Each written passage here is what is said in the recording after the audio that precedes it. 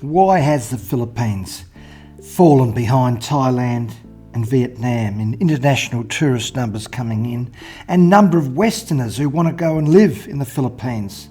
Compared to Thailand and Vietnam, it's on the reduction. It's been reducing for years. So in this video, I'm going to give you 6 areas where I think the Philippines can improve. Now, the obvious one is the Philippines is still a beautiful country. It's still got beautiful beaches. It's got a great style of life. It's got a very, very cheap way of life. You can live much cheaper there in the Philippines than you can in Western countries. But why is it that Vietnam and Thailand, they're exceeding the Philippines? Whereas 40, 50 years ago, the Philippines was in a much better position.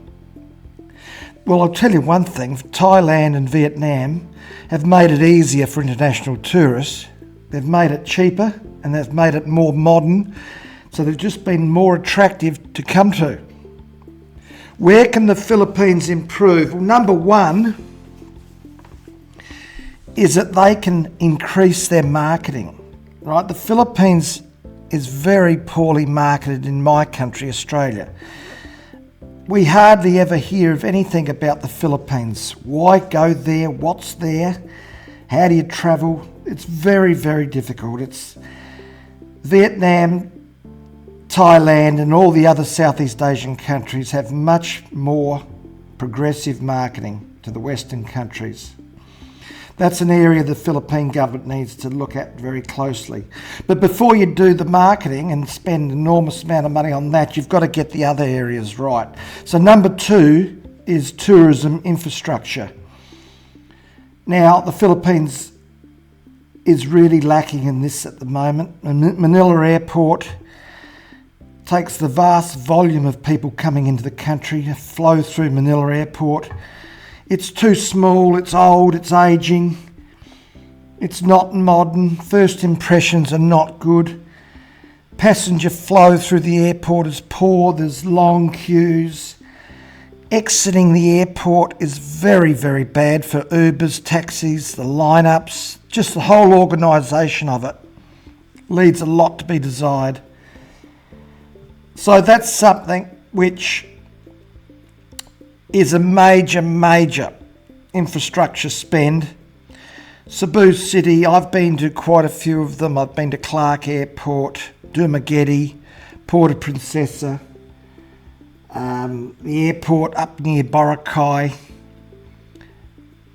You even have to go to that airport, which is very small, then get onto a ferry, then go to Boracay. So it's just too difficult. So number 1 is infrastructure spend, improving airports, more modern.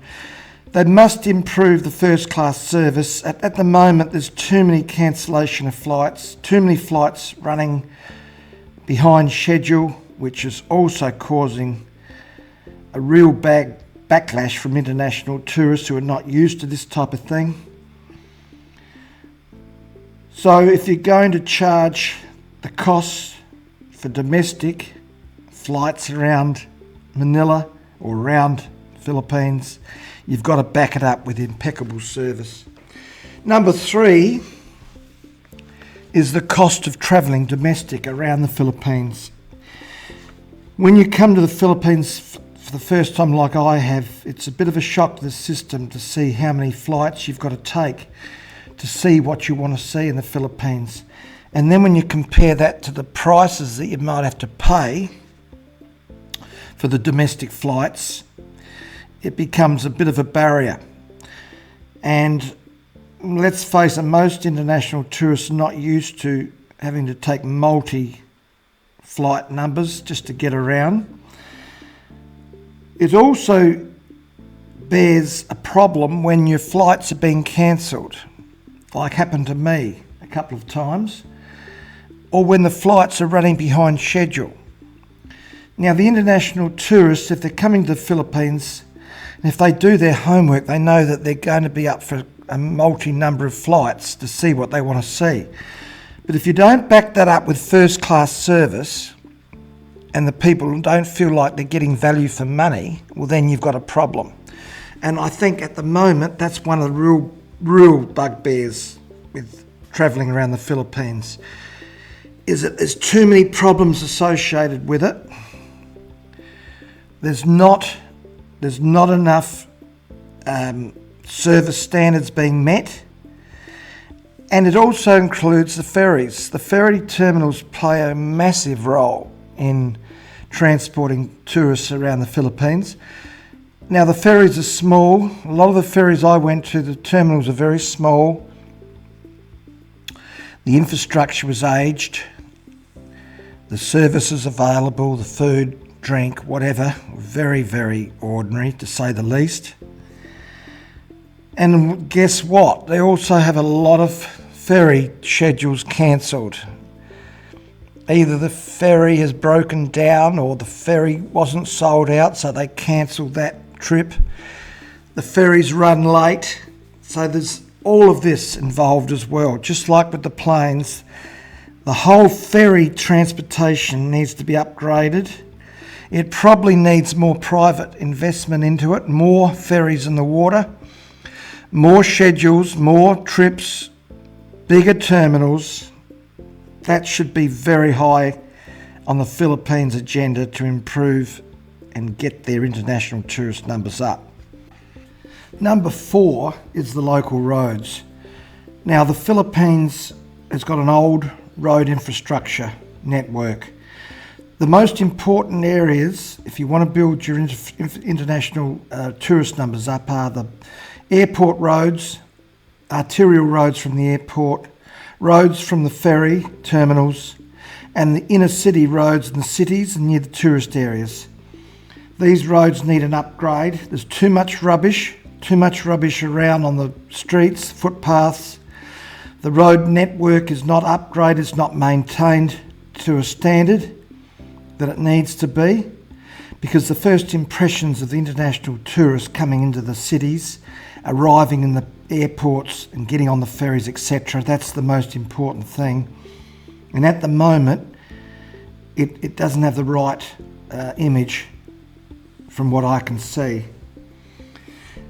Now, number 5, through COVID and the years following COVID, it's been pretty well documented the Philippines has taken much longer to bounce back in international tourism numbers compared to Vietnam and Thailand. And it's a continuing thing. 4 or 5 years later, people are still talking about Philippines hasn't bounced back from COVID.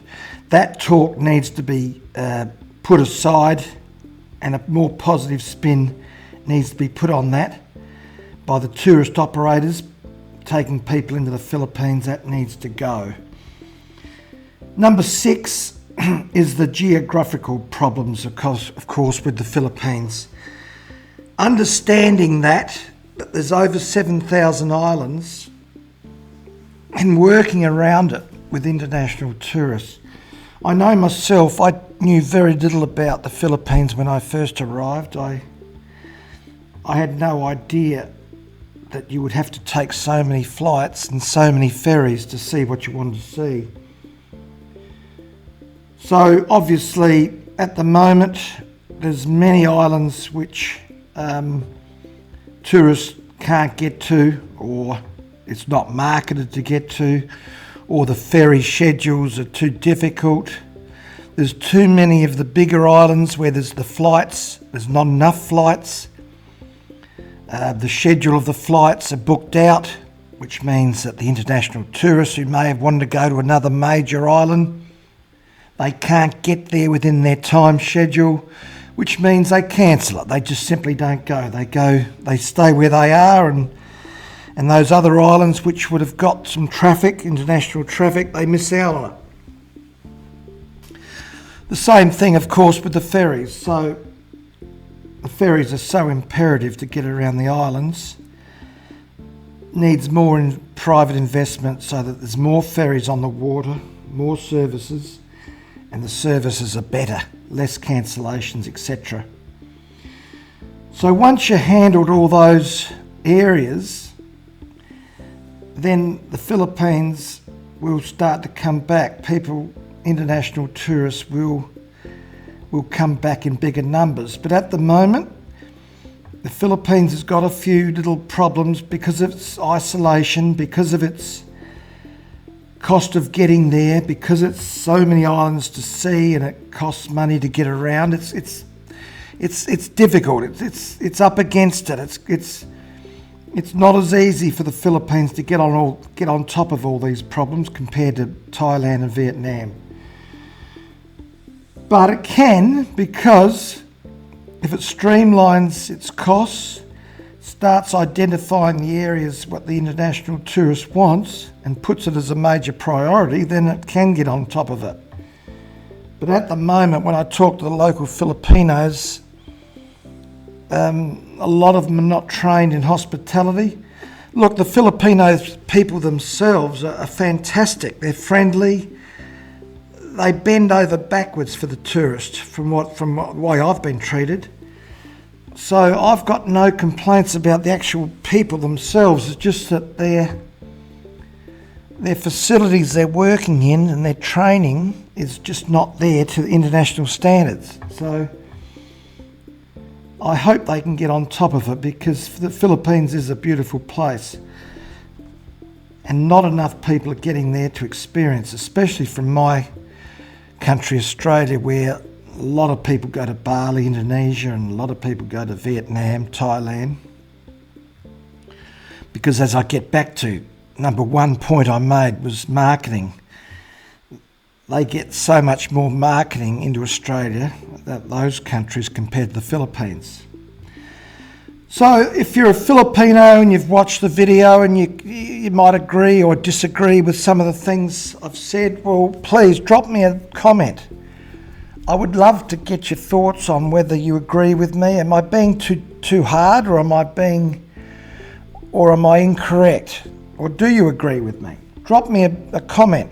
If you're another international tourist and you've been to the Philippines and you can understand some of the points I've made here and you agree with me or disagree with me, send me a comment. I'd love to hear. I'd love people to drop me a line and I'll return the comment to you, and I'll answer your comments, because it's important that the Philippines gets back on track, because a lot of the people there are suffering financially. There's a lot of poverty, and there's not a lot of other industries. So the international tourist industry is something that they should really need to grow. So thank you for watching. I hope that was helpful in some way, and thank you for that, and I'll see you on the next video.